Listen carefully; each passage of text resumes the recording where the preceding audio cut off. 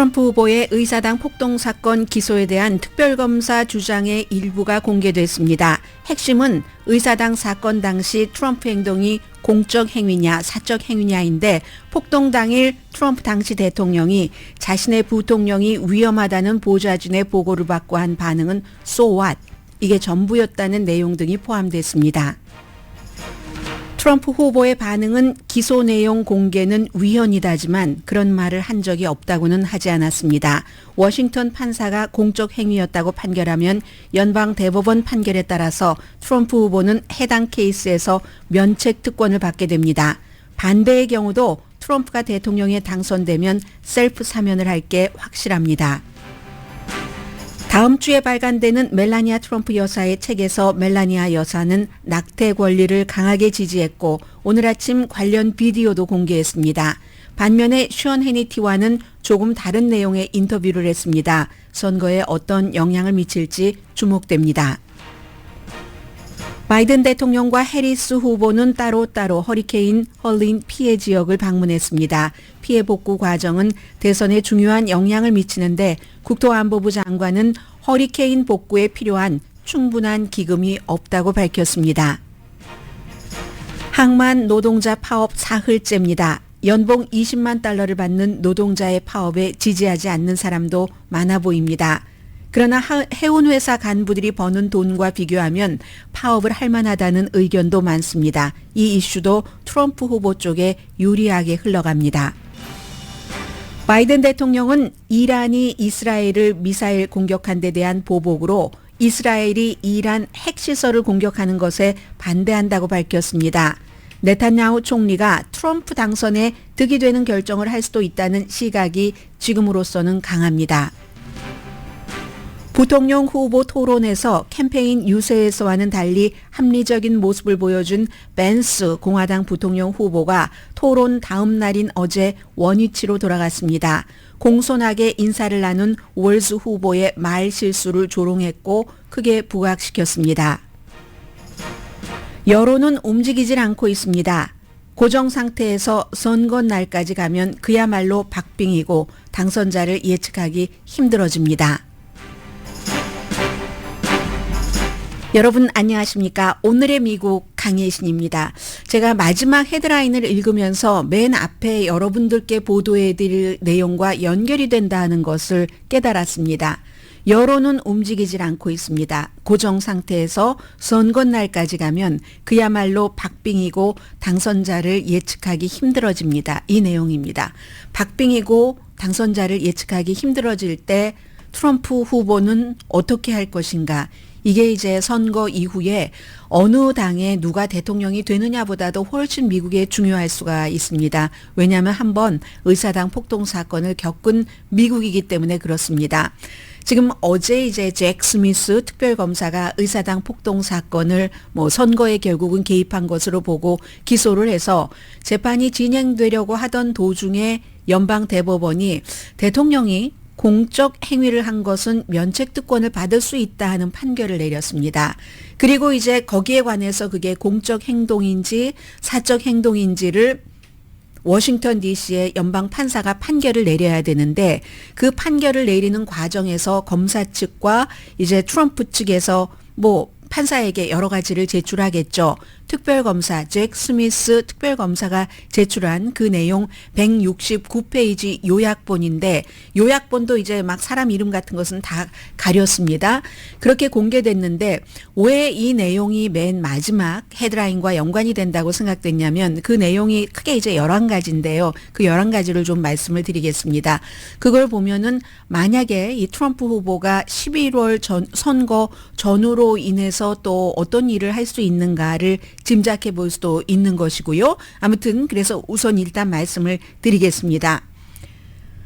트럼프 후보가 당시에는 대통령이었었죠. 대선에서 지고 나서 2020년도에 권력을 지키려고 범죄에 의존을 했다 하는 게 특별검사의 설명입니다. 7개 주에서 합법적인 선거 결과를 뒤집으려고 아주 그 절박한 계획으로 빠져든 건 공적 행위가 아니라 사적 행위다. 그러니까 연방 대법원이 여기에 대해서 공적 행위면 면책 특권이 있다 하는 것에 해당되지 않는다는 것을 설명을 하는 겁니다. 결론은 타냐 추트칸 워싱턴 DC의 판사가 내리겠죠. 그래서 이 내용들을 보면 가장 하이라이트는 여러분들께서 많이 들어보셨을 겁니다. 어제 공개된 거기 때문에 백악관 보좌진 3명과 연방수사국 그 포렌식 컴퓨터 전문가들이 이제 다 이것을 검토를 하고 한 건데 집무실의 다이닝룸에 대통령이 1월 6일 당시에 이제 혼자 앉아 있어서 그전에는 텐트에서 막 파티하고 했잖아요. 백악관에서. 의사당을 습격하는 그 폭도들의 모습을 팍스를 켜놓고 보고 있었답니다.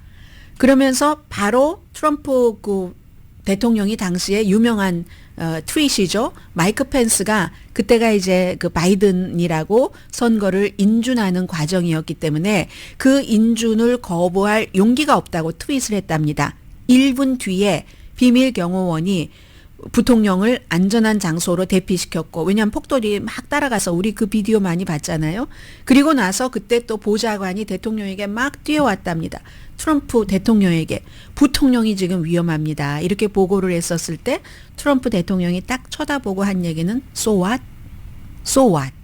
그래서 뭐 이게 전부였다는 거. 이게 이제 가장 중요한 것이었고요.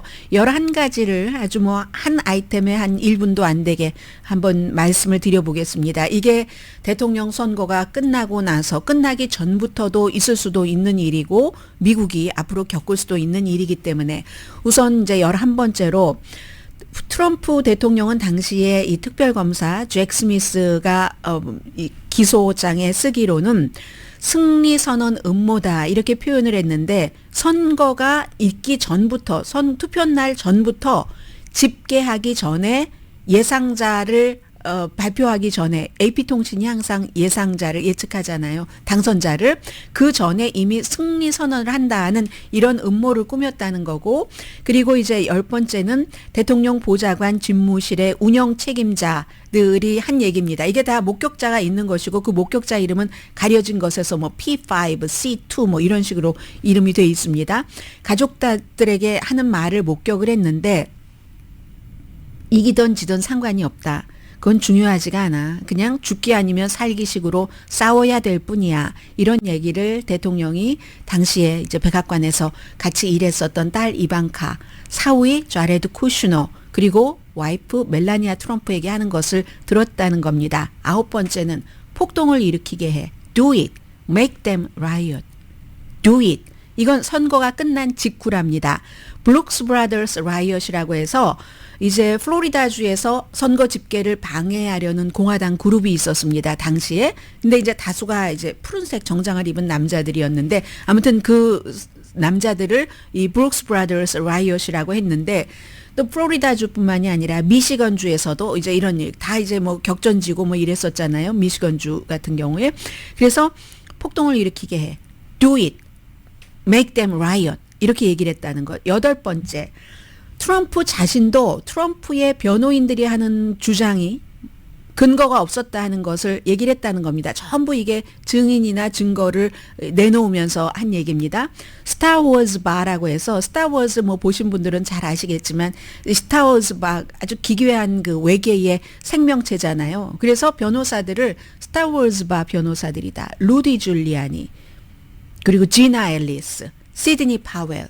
한때는 굉장히 공화당에서 야 저런 사람들이 어디 써 있지만 이 사람들 지금 전부 범죄 혐의로 기소가 됐거나 아니면 기소된 것에 대해서 이미 시드니 파웰 같은 지나 앨리스도 마찬가지네요. 본인이 이제 뭐 유죄를 인정을 하고 있잖아요.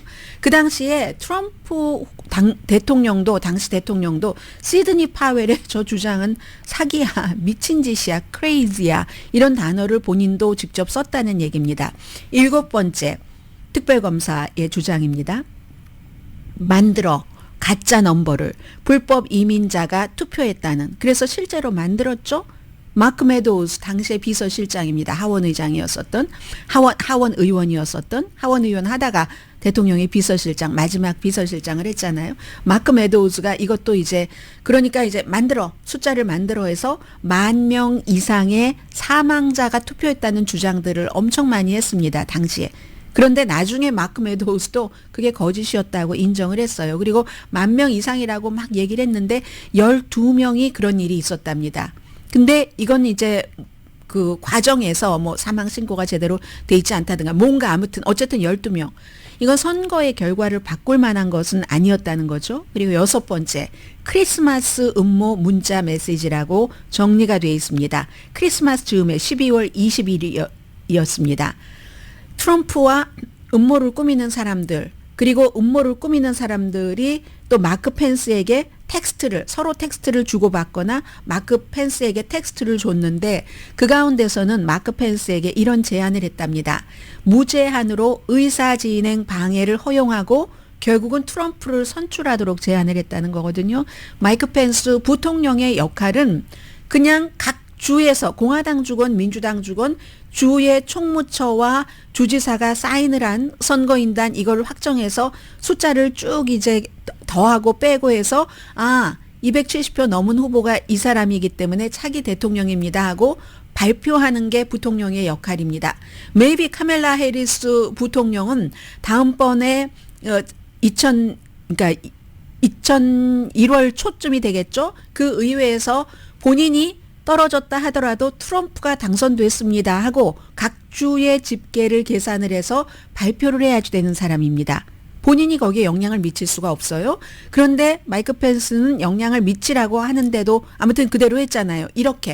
그렇게 하지 말라고 음모를 크리스마스 즈음에 했다. 그리고 5번째는 F자 쓴 뭐 이런 너츠라고 나중에 이제 로나 데니엘이라는 공화당의 그 공화당 전국위원회 의장과 트럼프가 사이가 나빠지게 된 이유 가운데 하나죠. 지금은 이제 본인의 그 며느리를 공동 의장으로 공화당 만들어 놨지만 도미니언 보링 시스템, 미시건 카운티에서 도미니언 보링 시스템 이 투표 기계로 투표를 하면 다 이게 트럼프 투표도 바이든에게로 간다. 이걸 적극적으로 홍보를 해라. 라고 로라 데니엘스 이 공화당의 전국 의장에게 굉장히 트럼프가 압박을 했답니다. 그런데 이 로라 데니엘스가 그게요.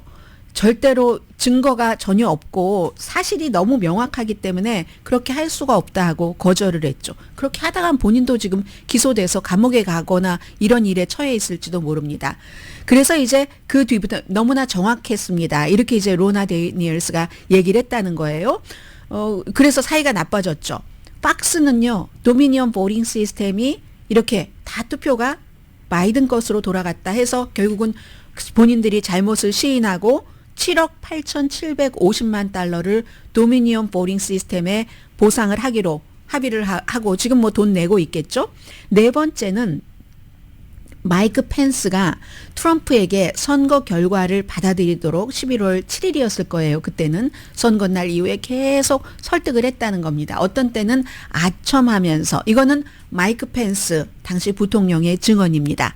수사하는 과정에서 트럼프에게 네 맞습니다. 대통령 각하가 다 죽어가는 공화당에 생명을 불어넣었습니다. 이렇게 아첨하면서 체면 살리시고요. 그런 한도에서 적당히 이 과정이 끝났다고 시인을 하시는 게 좋겠습니다. 그리고 나서 2024년도에 다시 출마하시는 게 적당하다고 생각합니다. 이걸 끊임없이 성공할지 실패할지 모르면서 설득을 했다는 거죠. 그랬더니 트럼프 후보가 당시에 대통령이 2024년은 너무 멀다 하고 거절을 했다는 겁니다. 그리고는 나의 계획 이러이러한 막 수많은 계획을 세웠잖아요. 가짜 선거인단도 만들고 뭐 언론을 총동원해서 팍스, 원아메리카 네트워크 그리고 뭐 뉴스맥스, 브레이트바트, 뭐 에폭 타임스 이런 데를 동원해서 온갖 것을 다 했습니다. 할 수 있는 것은 근데 나를 이 계획을 따르지 않으면 사람들이 당신을 엄청 싫어할 거야. 폭력도 경고했다고 하죠. 3번째, 애리조나 당시의 주지사인 덕 주시를 굉장히 압박을 했답니다. 10월 9일 선거 끝나고 이틀 뒤부터네요. 부정선거라는 것을 얘기를 하라는 겁니다. 그랬더니 이 주지사가 다 공화당이니까는요. 증거를 달라. 그랬더니 트럼프 후보가 대통령이 당시 준비를 하고 있다. 곧 보내줄게. 하고는 증거를 보내주지 않기 때문에 선거는 11월 7일에 끝났는데 당시에 애리조나의 덕 주시 그 주지사는 11월 30일이 돼서야 선거 인증을 했습니다. 바이든이 애리조나주에서 이겼다. 이게 12월 며칠까지 해야지만 되는 거거든요. 그래서 그렇게 했다는 거. 그렇게 하고 나서 뭐 이랬다는 넘버 두 번째. 트럼프 후보가 스티브 배넌과 의사당 폭동 사건이 있기 하루 전인 1월 5일에 통화를 했답니다. 내일 모든 그 통화를 하고 나서 스티브 배넌이 팟캐스트를 했잖아요. 이 사람 지금은 감옥에 가 있습니다. 물론 여러 가지로 벌을 받아야 되지만 뭐 멕시코 장벽을 쌓는다고 하고 돈을 모아서 개인이 착복하고 뭐 수백만 달러나 그런 것도 있지만 지금 감옥에 가 있는 이슈는 이 의사당 폭동 사건에 대해서 의회 소환장을 받고도 거부하고 뭐 등등 의회 뭐 모독죄 등으로 감옥살이하고 있습니다. 스티브 배넌과 1월 5일에 대통령이 통화하고 나서 2시간도 안 돼서 스티브 배넌이 팟캐스트에 그 다음 날의 랠리 상황 모든 그냥 지옥 같은 일이 거기서 일어날 것이다. 이렇게 방송을 했다는 것. 그리고 넘버 원이 앞서 말씀드린 당신의 부통령이 위험합니다. 대통령님 이렇게 보좌관의 보고를 받고 쏘아 이렇게 얘기했다는 겁니다. 그래서 이 같은 내용들을 이제 그 많은 그 매체나 전문가들은 이건 물론 우파 매체는 아닙니다. 정확하게 말씀을 드리죠. 워싱턴 포스트는 오늘 권력에 매달리는 모습 이런 거 그리고 훔친 게 아니다. 뭐 이런 계속 얘기를 했지만 그렇지만 저는 이 내용이 어제 이제 이 특별검사가 그 워싱턴의 판사에게 제출한 이 내용이 게임 체인저라고 생각하지는 않습니다. 많은 내용을 우리가 알고 있었는데 시간이 지나면서 잊기도 했고 이제 다시 그런 순간이 오고 있잖아요. 11월 5일이 이제 뭐 34일 남았나요? 오늘까지.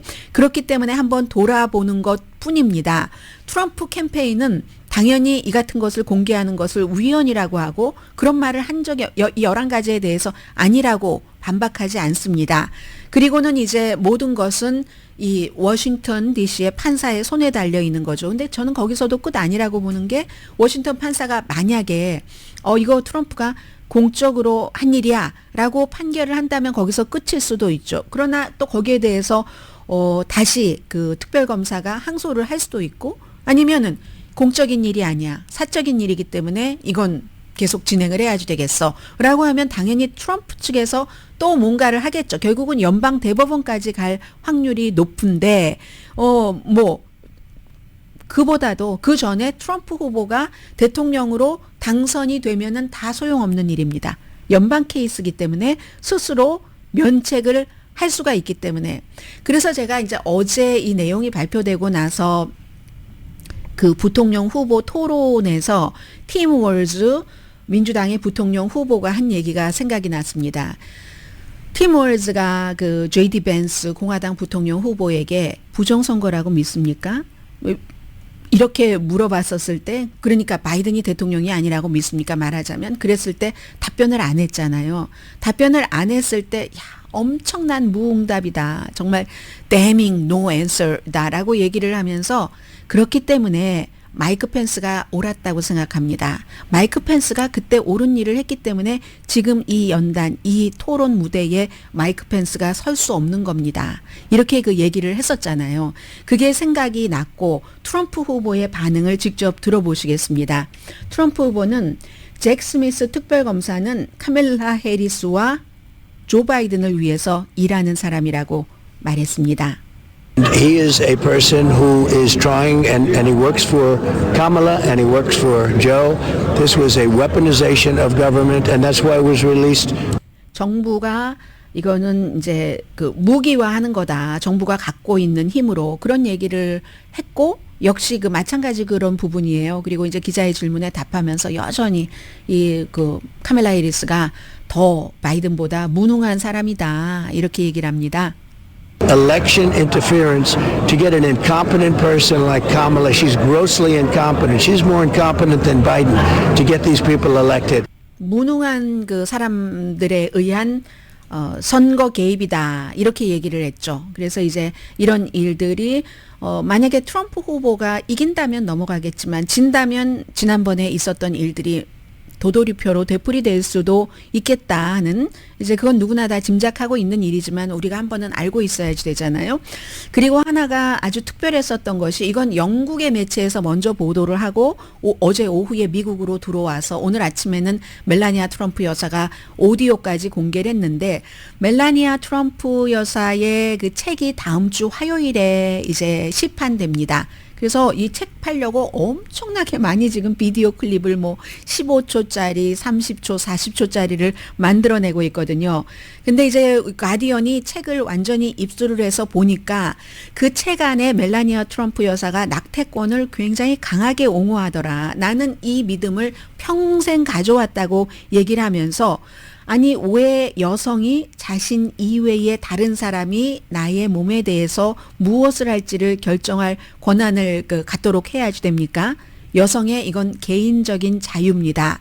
자신의 삶에 대한 기본적인 권리는 뭐 임신을 원하지 않는 임신을 하면은 그 원하지 않는 임신을 끝낼 권한을 줍니다. 여기에는 협상의 여지가 없습니다. 이렇게 이제 멜라니아 트럼프 여사가 얘기를 했거든요. 들어보시겠습니다.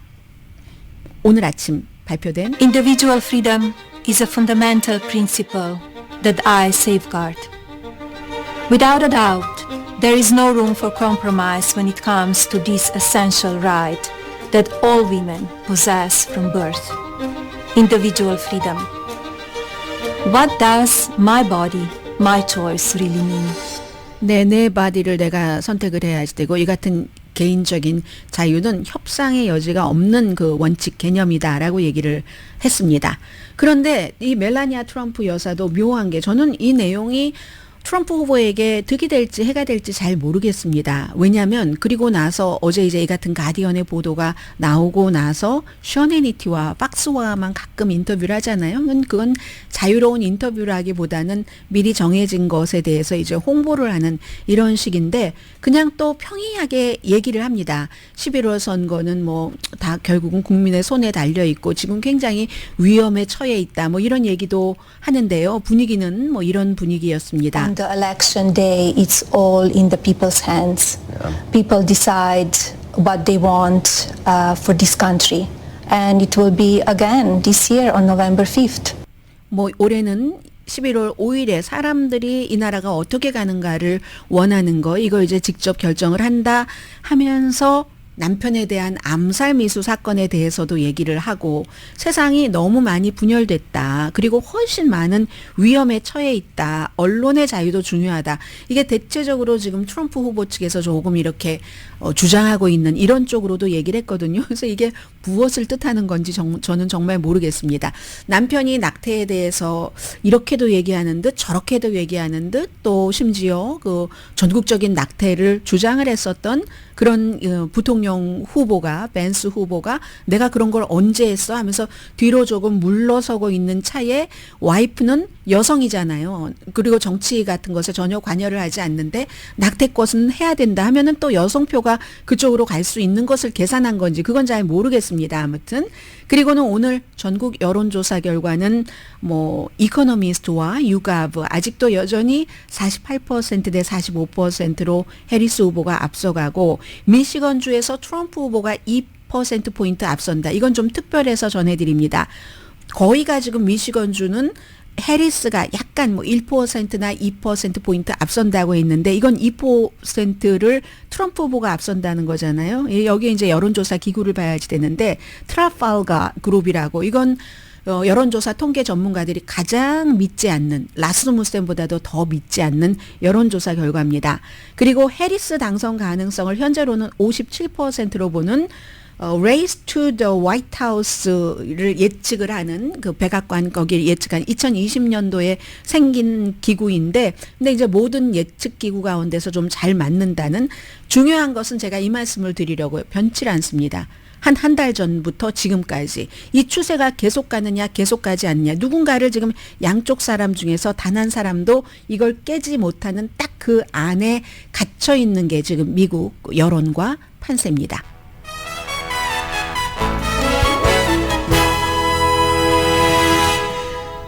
오늘의 미국은 전문가가 추천하는 이민법, 가정법 전문 재인정 종합법률 사무소 총 20억 달러 승소, 교통사고와 상해 전문 브라이언 타필라와 CG 변호사 그룹, 집융자, 홈 에퀴리 라인업 크레딧, 급한 하드머니도 정말 쉽게 자라는 융자나라 공동후원입니다. 잠시 뒤에 오늘 뭐 미국의 신문이나 아니면 뭐 방송이나 탑뉴스가 뭐 거의 일치하는데요. 앞에 전해드렸던 그 내용 빼고 나서 그리고 고무줄처럼 JD 벤스는 다시 원래의 모습으로 돌아갔습니다. 잠시 뒤에 뵙겠습니다. 라디오 서울 방송 오늘의 미국 듣고 계십니다. 네, 어떤 내용부터 말씀드릴까요? 좀 간단한 것부터 처리를 해보겠습니다. 자, 보니까 이틀 48시간 정도 지나면은 뭐 별로 크게 이슈가 되지 않을 것 같습니다. 하는데 오늘까지는 이슈가 되네요. 부통령 후보 토론회가 4,300만 명 정도가 봤는데 이건 그러면 4년 전에 그 카멜라 해리스와 마이크 펜스 이 두 사람이 토론했을 때보다 25% 덜 봤답니다. 그리고 앞서 제가 이제 그 투표율이 아니라 이 어떤 지지율이 많이 정체됐다고 말씀을 드렸는데 지난번에 대통령 후보 토론회를 하고 나서 당시에는 뭐 이번에는 마이크 펜스 그 부통령 후보가 이겼다 하는 것이지만 그 이겼다 하는 그 폭은 너무 작잖아요. 몇 퍼센트 그 안에 뭐 비겼다 하는 것도 있고. 그런데 이제 해리스 후보의 경우는 뭐 3분의 2 이상이 해리스 후보가 잘했다 이렇게 답변한 것이 대체적인 것이었는데도 여론에서는 전혀 영향을 미치지 못했습니다. 그때 뭐 한 1% 정도 올랐을까 그 정도거든요. 그렇기 때문에 부통령 후보의 이것이 굉장히 뭐 중요하다고 보기는 어렵고 다만 이 사람들이 앞으로 특히 이제 이 JD 벤스 같은 경우는 어떤 방향으로 나갈 것인가 이게 중요한 것 같고요. JD 벤스 후보가 어제 이제 선거 유세를 하면서 팀 월즈 후보를 또 마구마구 조롱을 했습니다. 마구 조롱을 했을 뿐만이 아니라 또 많은 또 그 매체에서는 팀 월즈 후보가 이건 그냥 말 실수입니다. 단순히 뭐 어떨 때는 말 실수를 할 때도 있잖아요. 그 말 실수를 하는 걸 가지고 어떤 매체는 크게 부풀려서 얘기를 하고 이러는데 어떤 거냐면 저도 사실은 그렇게 안 들었었거든요. 이 그 팀 월즈 후보가 총격 사건에 대해서 어떻게 본인이 총기 소지자고 사냥을 하고 하는데 아주 위험한 총은 단속을 해야지 된다는 쪽으로 방향이 바뀌었나라고 했을 때 샌디욱 초등학교에서 총격 사건이 일어났었을 때 그때 본인은 이제 연방 하원 의원이었는데 부모님들을 같이 만났다 이렇게 얘기하면서 슈러들 친구가 됐다. 슈러와 친구가 됐다. 그러니까 총격범과 친구가 됐다. 이렇게 말을 했어요. 근데 저는 그 당시에 그 정확한 문장도 기억하지 못했었고 샌디욱 초등학교 에서 숨진 그 피해 학생들, 어린 학생들의 부모님과 만나서 이런저런 얘기를 들으면서 그 사람들과 미국 사람들은 나 친구 되고 하잖아요. 그랬다는 건가 보다라고 생각을 했었거든요. 근데 분명하게 슈러와 친구가 됐다고 얘기를 했다는 겁니다. 그것 자체를 엄청나게 이제 조롱하고 비난하면서 그 같은 실수를 그날 같은 토론을 하면서 몇 번은 했다라고 JD 벤스 후보가 본인의 지지자들 앞에서 얘기를 한 거예요. 근데 이게 날짜가 오래 지나간 것도 아니고 그리고 이제 또 워낙에 역사적으로 없던이 아니라 트럼프 시대 이후에 없었던 후보 토론회에서 보여줬었던 정중하고 예의 바르고 웃으면서 서로 인사하고 나중에 이제 끝나고 나서는 와이프들도 무대에 올라와서 서로 웃으면서 인사하고 전에는 지난번 후보 토론 때는 그런 것도 없었잖아요. 멜라니아 트럼프 여사는 아예 그 토론장에 가지도 않았고 그런 모습을 보여주고는 그 다음날 아니 이렇게 뭐 슈러와 친구가 됐다고 하면서 이제 조롱을 하는 그런 선거 캠페인을 한 겁니다. He said he was friends with school shooters twice. And I said that was probably only the third or fourth dumbest comment Tim Walz made that night then. Because look, I got to be honest, I feel a little bad for Governor Walz. And the reason I feel bad for him is because he 뭐 아무튼 이런 식이에요. 그리고 이제 이 월즈에게 좀 자기가 좀 안 됐다 하는 생각도 드는 게 이 카멜라 해리스라는 사람을 비호하다 보니까 비호해야지 되는 게 나는 참 안 됐다라고 얘기를 했고 본인은 토론에서 트럼프 후보가 오바마 케어를 막았다고 얘기를 했고 그리고 기후 변화에 대해서도 수없이 거짓을 주장을 했습니다. 그래서 거짓으로 매끈하게 주장한 사람이 토론을 잘한 것인가, 뭐 이렇게 말 실수를 하고, 그리고 분명히 그날 팀 월스는 토론 자체는 토론이라는 게 뭐 꼭 상대에게 나의 주장이 맞다고 이렇게 설득을 시키는 것이지, 뭐 참 거짓, 특히 정치 토론에서는 막 그게 엇갈려서 막 이렇게 섞여서 있는 거잖아요. 물론 한계는 있지만 완전 거짓을 하는 게 나쁘다는 것은 이제 모든 것에 있어서 공통점이겠지만, 분명히 토론 자체를 토론으로 볼 때 이 그 JD 벤스가 잘했다는 게 완전히 그 정평입니다. 특히 토론의 한 15분 정도는요, 팀 월스가 갈팡질팡하는 것 같기도 했고, 그리고 이제 끝까지 뭐 끝 가면서 조금 나아지기는 했지만 완전히 편안한 얼굴은 아니었거든요. 어떤 때는 눈도 동그랗게 뜨고, 이건 뭐 어떻게 저런 말을 할 수가 있지 사람이, 아니 어떻게 저렇게 딱 카멜레온처럼 뭐 엊그제는 이런 말을 하고 이런 말을 할 수 있지, 이런 때도 있었지만 어떤 때는 또 놀라게 보이는 것과 같은 그런 모습들도 있었습니다. 그래서 아무튼 그 토론 결과에 대해서 JD 벤스가 잘했다는 것을 인정하고라도 다시 한번 이제 놀라는 사람들도 있다는 거죠. 이것도 많이 돌아다니거든요.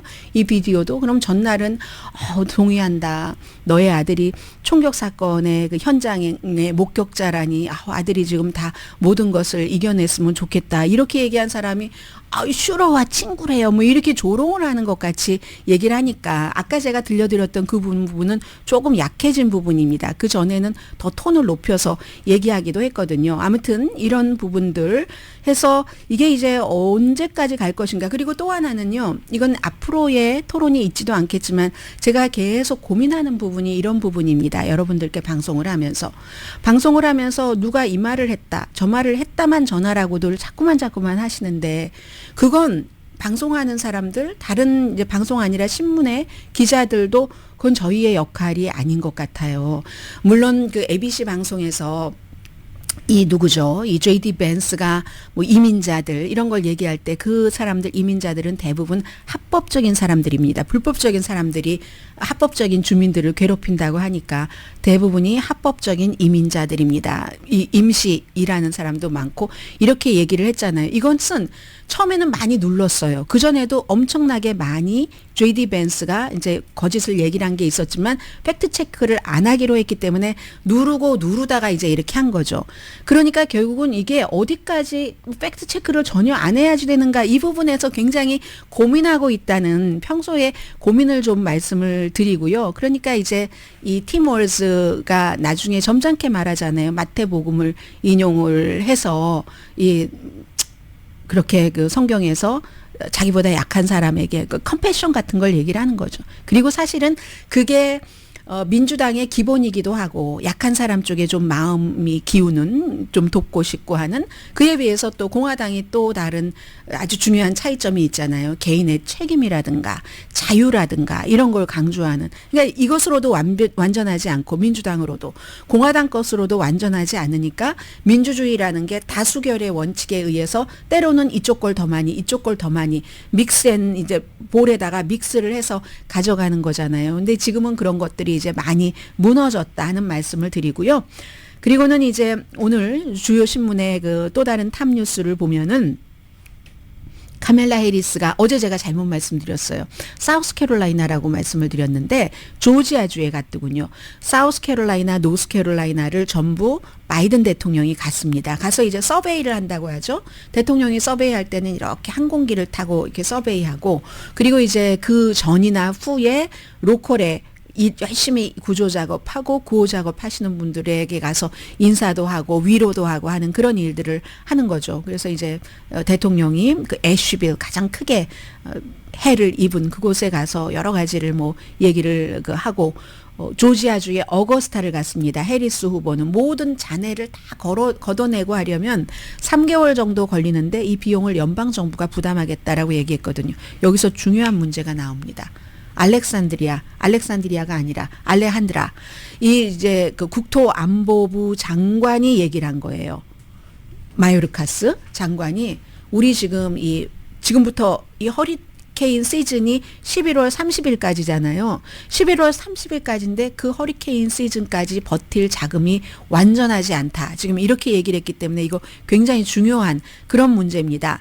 그래서 이제 어제 가서 오늘 모든 신문이 예를 들어서 뭐 워싱턴 포스트 읽어보니까 노스캐롤라이나주는 그 수도꼭지가 완전히 말라버렸다고 하고 월스트리트저널은 월스트리트저널의 특징처럼 재난이 애쉬빌 아주 불과 인구가 많진 않았지만 그래도 나름대로 성공하고 잘 살았는데 여기를 완전히 이제 끝내버렸다. 뉴욕타임스는 노스캐롤라이나주의 뱃케이브라는 산악지대가 고립돼 있는 그 사람들이 이제 물이 아직도 많이 흐르고 있어요. 보트 타고 구호품을 이렇게 전달하는 이런 사진도 실었거든요. 적어도 200명이 사망했습니다.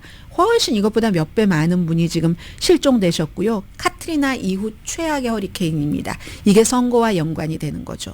카트리나가 2005년도에 루이지아나에서 당시에 가발 뉴올리언스 뭐 이런데 뭐 바튼 로지 뭐 이런 데서 가발을 다루시는 한국 분들이 굉장히 많으셔서 피해를 보셨잖아요.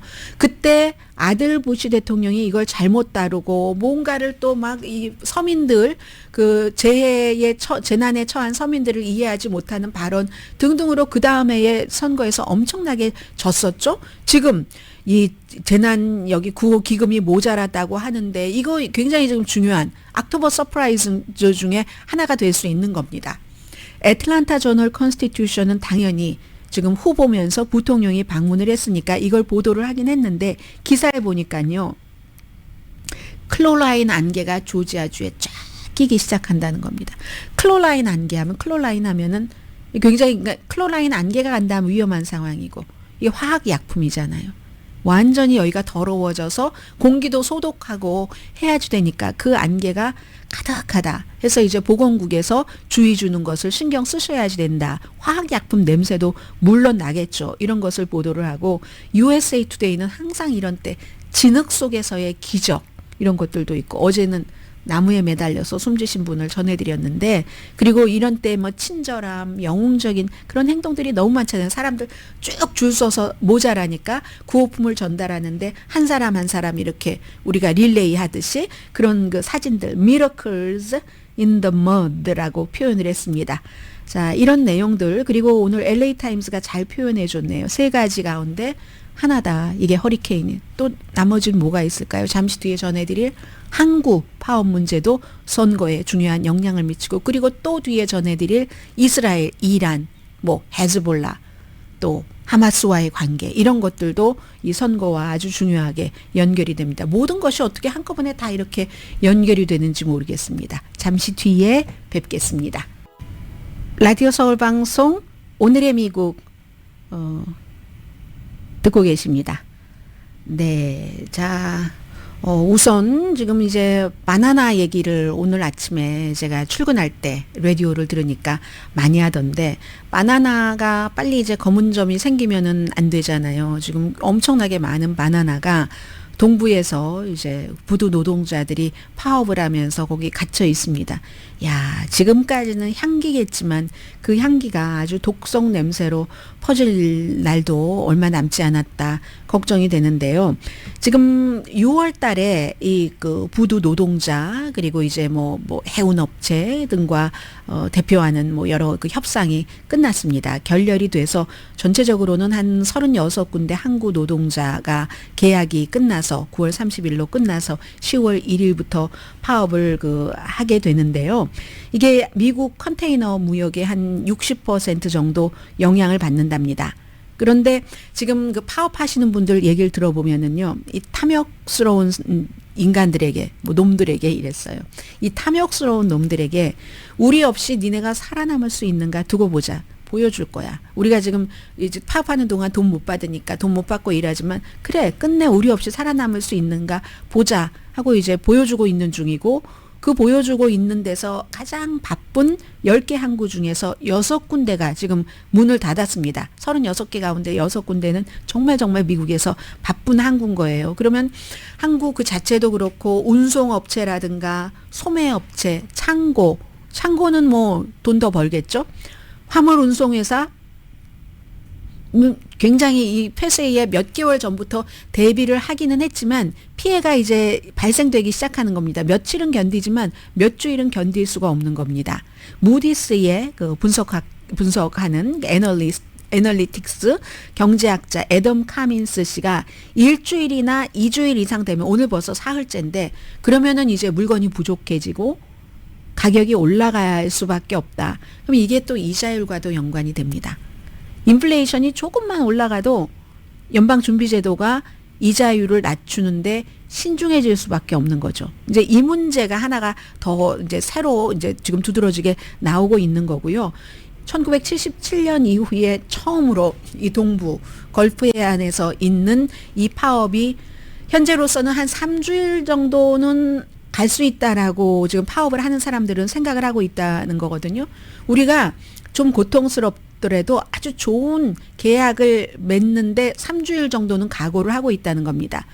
원래요, 이쪽에서는 50% 인상 앞으로 몇 년 동안 그랬는데 이 그 노동자 측에서는 80% 하다가 지금 뭐 70% 정도로 내려온 거잖아요. 2020년입니다. 팬데믹 막 시작되고 그럴 때네요. 3분의 1 이상이 이 항만에서 일하는 노동자의 초과 이제 오버타임 등으로 인해서 소득이 20만 달러는 됐습니다. 오버타임까지 포함해서입니다. 그래서 사실은 항만 노동자가 블루칼러 노동자 가운데서는 뭐 가장 임금을 많이 받는 거 우리가 뭐 다 알고 있잖아요. 미국에선 그만큼 힘들고 위험하고 또 많은 사람들이 안 하려고 하려고 해도 여러 가지 뭐 체력이나 조건이 받쳐줘야지 되니까 이제 이런 문제가 지금 언제까지 가느냐가 3주일 뒤면 이제 선거 치르는 막 그때잖아요. 그리고 또 하나 중요한 것은 자동화. 그래 우리 언제까지 버티나 이번에 한번 보자. 이걸 자동화가 되기 전에 더 확보를 해놓고 싶어서 maybe 누군가는 뭐 77%, 80% 앞으로 몇 년 동안 6년 동안의 임금 인상은 너무해라고 얘기할 수 있지만 또 이 노동자 측에서는 어차피 내가 일을 빨리 은퇴해야 될지도 몰라. 자동화 때문에 계산하고 지금 제시를 하는 거고요. 바이든 대통령에게 파업은 굉장히 어색하고 이상한 거죠. 지금 뭐 노동부 장관, 교통부 장관이 계속 이제 회사 측에 전화를 걸어서 웬만하면 서로 이렇게 해서 합의해라라는 것을 얘기를 하는 그런 상황이고 그런데 트럼프 그 후보는 지금 뭐 휴대폰으로 계속 하죠. 나 자동화에 반대해. 터미널 자동화에 반대해 하니까 또 이 항만 노동자의 많은 사람들이 트럼프가 우리 편이야 하고 그쪽으로 또 갑니다. 그런데 며칠 전에요. 이 트럼프 후보는 선거 유세에서 뭐라고 얘기했냐면 아니 내가 오버타임을 주느니 난 새로운 사람을 고용을 하겠어. 아주 그냥 양쪽으로 애매모호하게 줄타기를 하고 있거든요. 그러면 이 한국 노동자들이 오버타임 안 할 때 받는 돈이 한 8만 불이라고 하면 오버타임 등등 해서 20만 불 정도 받는데 또 이쪽은 생각 안 하고 이쪽만 생각하고 또 트럼프 쪽으로 가는 사람들도 많이 있답니다. 그래서 이것은 단순히 물가와 이자율 인상뿐만이 아니라 미국의 그 대통령이 누가 되느냐에도 어느 정도 영향을 미칠 수 있는 이슈입니다. 라디오 서울방송 오늘의 미국 듣고 계십니다. 네, 좀 전에 한 가지를 덜 말씀드린 게 있고 멜라니아 트럼프 여사에 대해서도 하나를 덜 말씀드린 게 있는데 바이든 대통령은 그 항만 노동자의 파업에 대해서는 여전히 지금 똑같은 입장을 유지를 하고 있거든요. 그 의미가 있는 그런 정도의 어떤 협상, 임금 인상을 좀 해줘야지 된다 하는 얘기를 하는 정도고요. 왜냐하면 팬데믹 이전의 이익에 비해서 이런 뭐 해운업계가 800% 이상 이익이 올랐기 때문에 어떤 때는 그것보다 더 많고 그러면 이게 이제 임원들은 그렇게 안 받았는가? 그러면 항만 노동자들 뭐 연금 높다고는 하지만 뭐 800% 이상 오른 것 아니지 않느냐. 그리고 팬데믹 기간 동안에 항구를 열어두기 위해서 얼마나 그 위험에 처해서 필수 요원으로 일을 했는가 그런 얘기를 했고요. 그리고 지금 들어온 뉴스인데 멜라니아 트럼프 여사가 이제 인터뷰를 하는데 25만 달러를 요청을 했다는 얘기입니다. 이게 CNN이 멜라니아 트럼프 여사와 인터뷰를 하기를 원했는데 왜냐하면 책이 나오면 항상 인터뷰하잖아요. 생전 안 하던 사람들도 다 하죠. 그런데 25만 달러를 달라고 해서 스카이하우스 퍼블리싱이라는 출판사인데 그래서 뭐 결국은 안 한 것 같고요. 지난주에 처음으로 팍스와 단독 인터뷰를 했고 그리고 어제 그 션 해니티와도 인터뷰를 했었고 이런 거잖아요. 이 멜라니아 트럼프 여사도 그리고 심지어는 본인들이 살고 있는 그 집에서 공화당 동성애자들의 권리를 주장하는 그룹의 이벤트를 열었는데 그 이벤트에서 연설하면서도 24만 뭐 얼마를 받았다는 것 아니겠어요? 아주 트럼프 가족들의 그 여러 가지 그 돈 문제는 아주 아무튼 뭐 내놓고 하는 거니까요. 자, 그리고는 예루살렘 포스트의 보도를 전해드리겠습니다. 그런데 이 예루살렘 포스트도 결국은 로이터를 인용을 한 건데 제일 중요한 이제 또 다른 게 그 유가 문제도 그렇고 미국 대선에도 그렇고 이스라엘이 이란으로부터의 무슨 미사일 공격을 뭐 180발 이상을 받은 뒤에 당연히 보복을 하겠죠. 이 이스라엘은 그거 받은 것보다 훨씬 많이 돌려주는 곳이기 때문에 그래서 어떻게 할 것인가. 바이든 대통령이 이란의 핵시설은 하지 말아라라고 얘기했는데 지금 바이든 대통령 말 안 듣습니다. 네타냐후 총리가. 자신의 시간표대로 가고 있는 것 같다 하는 생각은 드는데 그런데 사실은 핵시설은 어려울 것 같기도 해요. 이 핵시설을 공격하려면 미국의 지원이 없이는 굉장히 어렵다는 거거든요. 그러면 뭐 이란의 오일 생산 어떤 지역이라든가 군사기지를 공격을 한다 하면은 그렇잖아도 허약해진 이란 경제도 허약해지고 그 오일값도 올라가고 하면 대선에 영향을 미치고 그러니까 바이든 대통령이 이란에 대해서 우리가 제재를 더 해주겠다. G7 국가들과 함께. 그러니까 그 핵시설을 공격을 해서 이 문제를 키우지 말아라라고 얘기를 하고 있지만 벤자민 네탄야후로서는 트럼프 시대에 받은 것도 많고 얼마 전에 와서도 뭐 서로 한 얘기가 무엇인지 모르지만 트럼프가 해리스보다는 훨씬 본인의 국정 운영에 도움이 된다고 생각하면 어떤 일을 할지 뭐 핵시설 공격까지는 아니더라도 뭔가 트럼프 후보에게 유리한 것을 할지 이쪽으로 갈 수도 있다라고 많은 전문가들은 보고 있습니다. 오늘의 미국은 전문가가 추천하는 이민법, 가정법 전문 재인정 종합법률사무소, 총 20억 달러 승소, 교통사고와 상해 전문 브라이언 타필라와 CG 변호사 그룹, 집 융자 홈에퀴리 라인업 크레딧, 급한 하드머니도 정말 쉽게 잘하는 융자나라 공동폰이었습니다. 10시에 브라보 마이 라이프 방송됩니다. 너무 딱딱한 뉴스만 전해드려서 너무 죄송합니다. 엘라스카 그 카트마이 국립공원 보호구역에서요. 어제부터 가장 몸집이 큰 곰을 이렇게 맞추는 컨테스트가 열립니다. 연례 컨테스트라고 하는데요. 이제 곰 팬들이 이제 여름에 겨울잠 자려고 몸무게 잔뜩 불려놓은 저 곰이 최고일 것 같아 이런 거를 뽑는 거래요. 그 과정에서 자연보호에 관한 여러 가지를 배우는 거겠죠. 강혜신이었습니다.